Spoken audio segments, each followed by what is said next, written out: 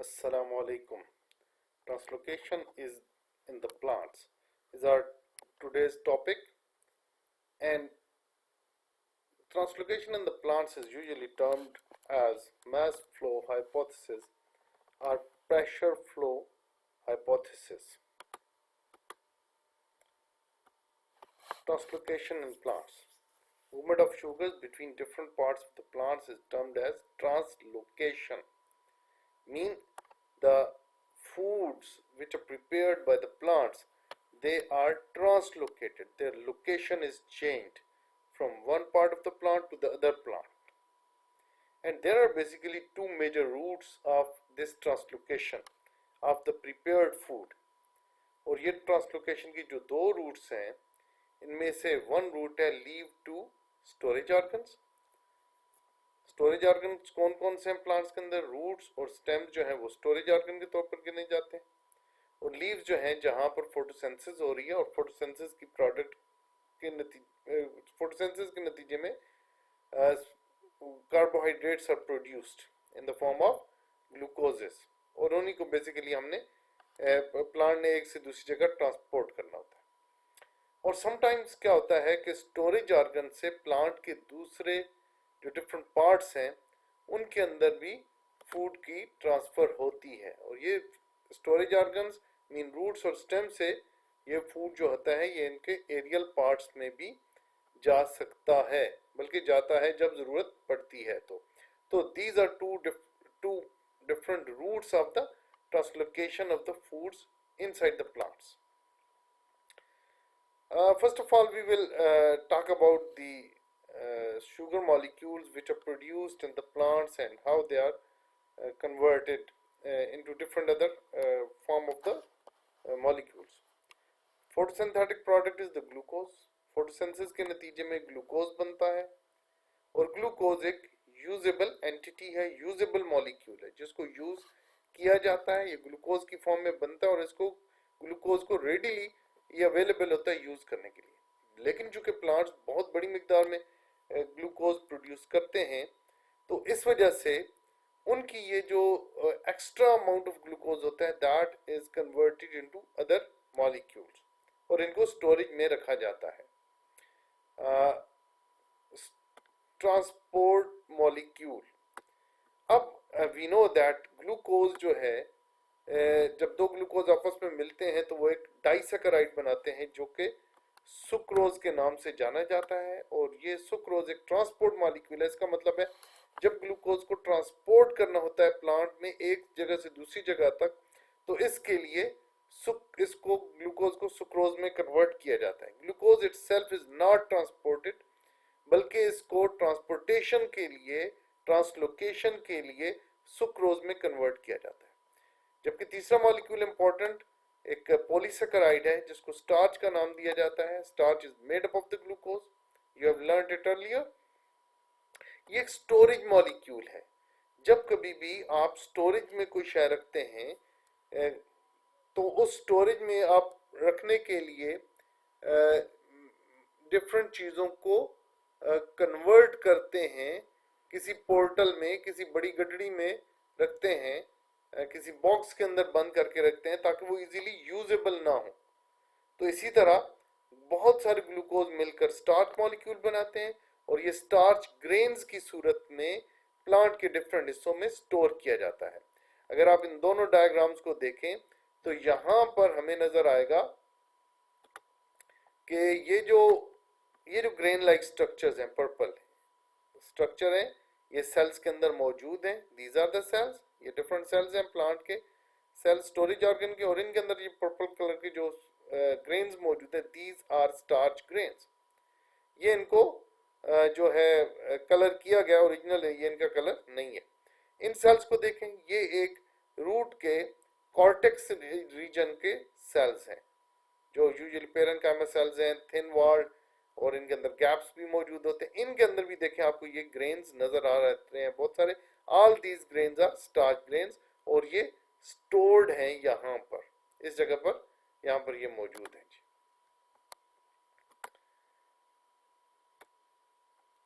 Tissue of translocation. अब translocation, कौन सा टिश्यू है जो ट्रांसलोकेशन में अपना रोल प्ले कर रहा है जी। Translocation of prepared food is done through the phloem tissue. तो हमें पता है कि जाइलम टिश्यू वाटर की ट्रांसपोर्टेशन का करता है, जबकि दूसरा वास्कुलर टिश्यू इंपॉर्टेंट जो है वो है फ्लोएम टिश्यू। तो फ्लोएम जो है उसका काम यह है कि प्रिपेयर्ड फूड को या ऑर्गेनिक फूड को एक से दूसरी जगह पहुंचाना। Phloem is composed of two major types of cells. Phloem में डिफरेंट सेल्स होते हैं, लेकिन दो मेजर सेल्स जो हैं जो हमने डिस्कस करने वो हैं sieve tube cells. These are long tube cells with perforated end walls called as the sieve plates with narrow cytoplasm near cell membrane mainly conduct translocation। तो ये वो सेल्स हैं जिनको हम सीव ट्यूब सेल्स कहते हैं। इनके एंड वॉल जो होते हैं, जहाँ पर दो सीव ट्यूब सेल्स मिल रहे होते हैं, वहाँ पर जो वॉल्स हैं उसके अंदर बहुत सारे परफोरेशंस हैं, सुराख हैं, ओपनिंग्स हैं, होल्स हैं, और उस वॉल को हम सीव प्लेट कहते हैं। ठीक है जी। और इसके साथ यहाँ पर कंपेनियन पूरी तौर पर लिविंग सेल्स हैं जिनको कंपेनियन सेल कहा जाता है।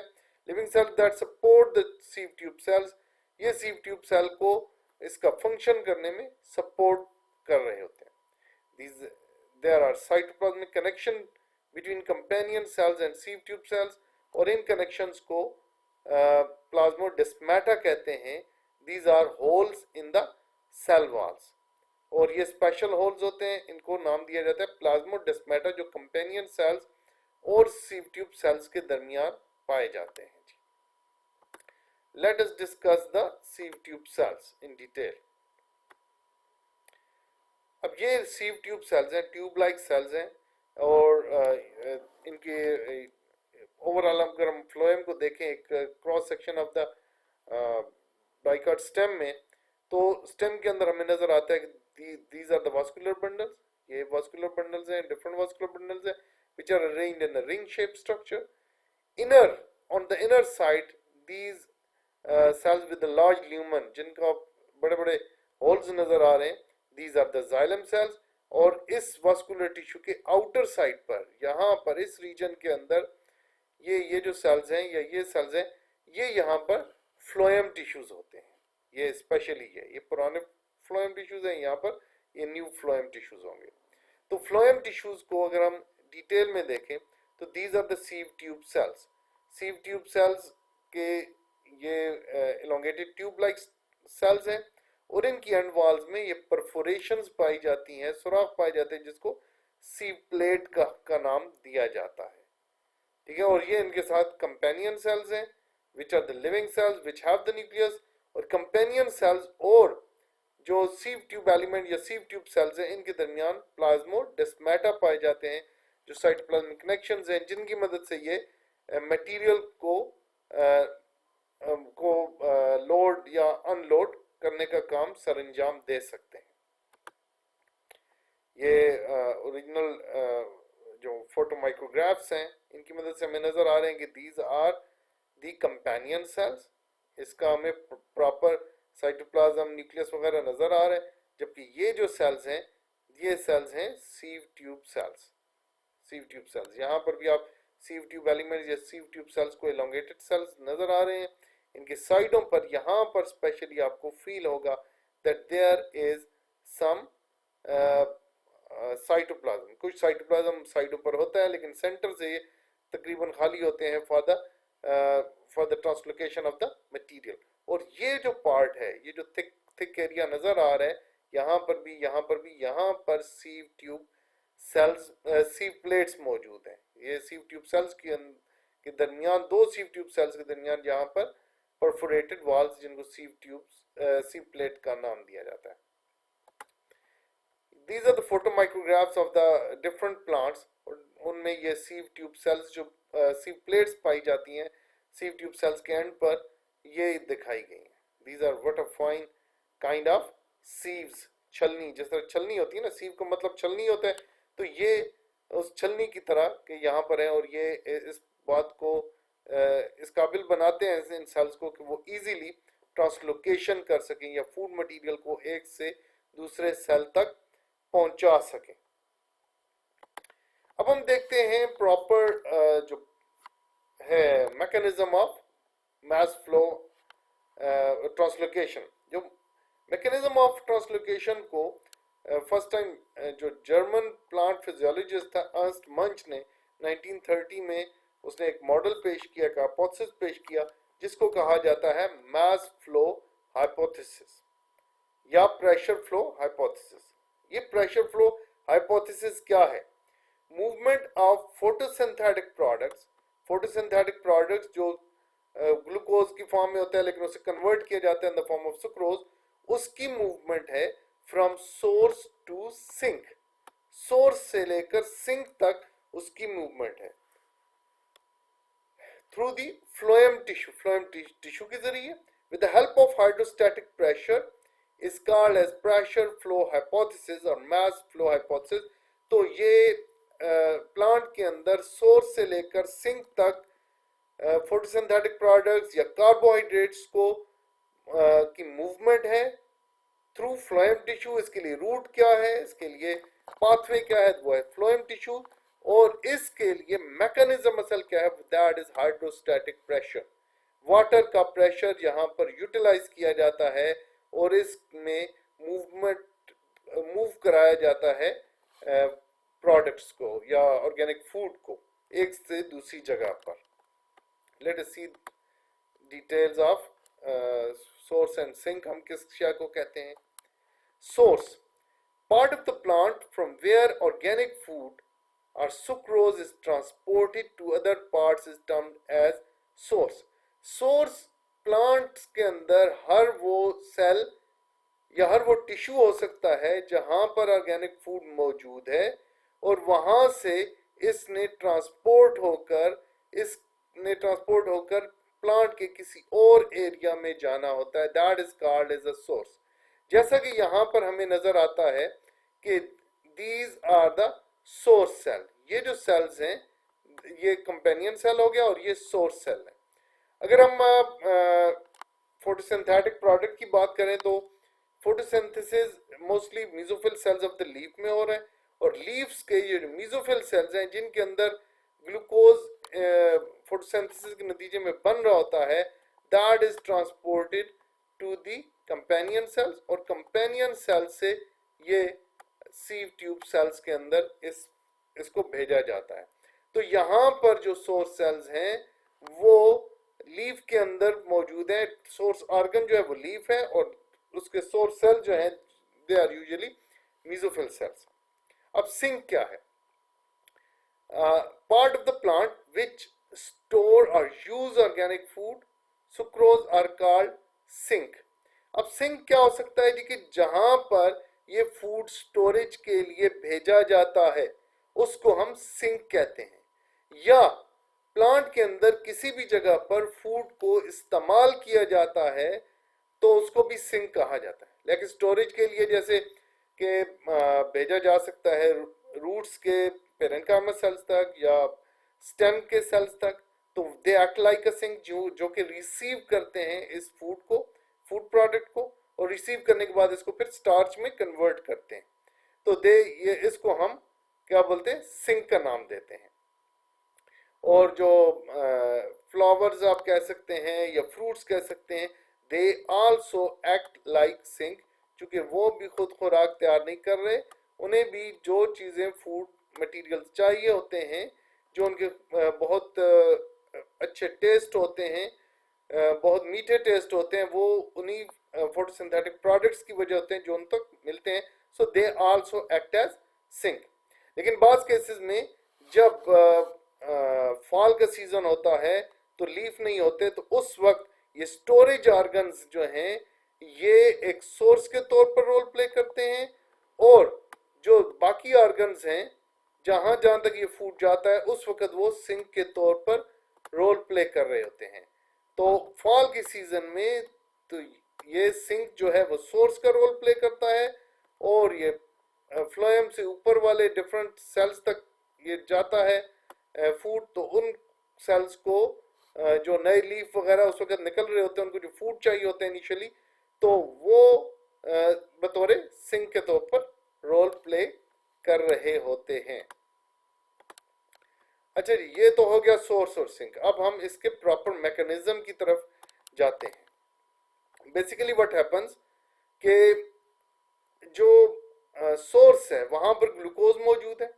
This glucose is converted into the sucrose, और कंपेनियन सेल्स इसको सुक्रोज को हासिल करते हैं from the mesophyll cells, and then देखिए ये ग्लूकोज के मॉलिक्यूल्स हैं, and they are converted into into the sucrose.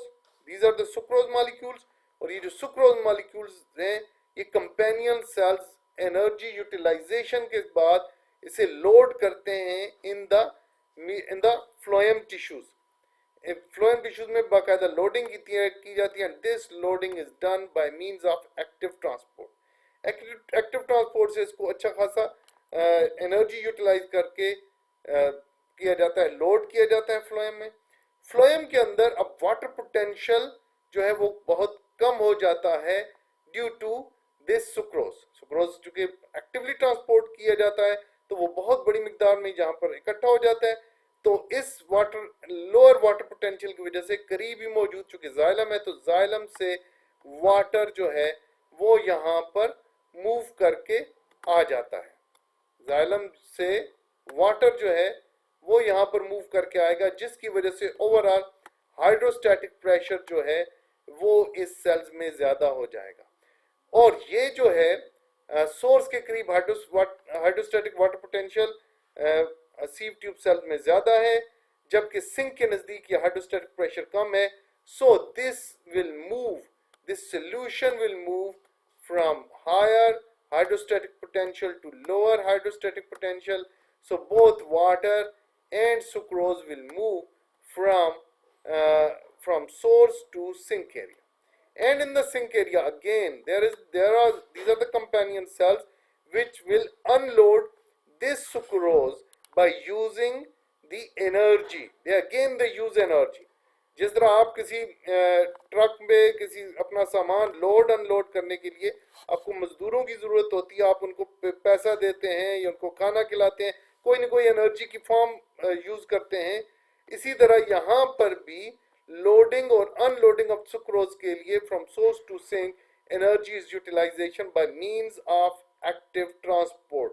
In this way ये यहाँ पर ये अनलोड होकर सिंक सेल्स में चल जाते हैं, और जब ये सिंक सेल्स में पहुंचते हैं तो अब ये जो transport molecule which was sucrose it will be converted into starch, और स्टार्च जो है वो जब उस फॉर्म में आ जाता है that is not easily usable, तो उसे स्टोरेज में रखा जाता है जब तक कि ये की जरूरत नहीं पड़ती प्लांट्स के दूसरे हिस्सों तक। और हमें ये पता होना चाहिए कि जो फ्लोएम के अंदर जो ट्रांसलोकेशन ऑफ द सुक्रोज है it is a two way process, it is not a one way process. जबकि हम जाइलम में देखते हैं कि जो पानी की जो मूवमेंट है it is only one way process from root to the aerial parts, लेकिन फ्लोएम के अंदर ये जो प्रोसेस है इट इज टू वे। ये सोर्स टू सिंक की तरफ भी आ जाता है, और जब सिंक सोर्स के तौर पे रोल प्ले करता है specially in the fall season, तो इसमें ये बिल्कुल उल्टा प्रोसेस भी चल सकता है, from root to aerial parts भी जा सकता है, और एरियल पार्ट से लोअर पार्ट्स या रूट्स तक भी ये चल सकता है। So it is all about the translocation of the food. यकीनन आपको इस लेक्चर में काफ़ी इंफॉर्मेशन मिल चुकी होगी। इंशाल्लाह हम नेक्स्ट टाइम दोबारा एक नए लेक्चर के साथ मिलेंगे। अल्लाह हाफ़िज़।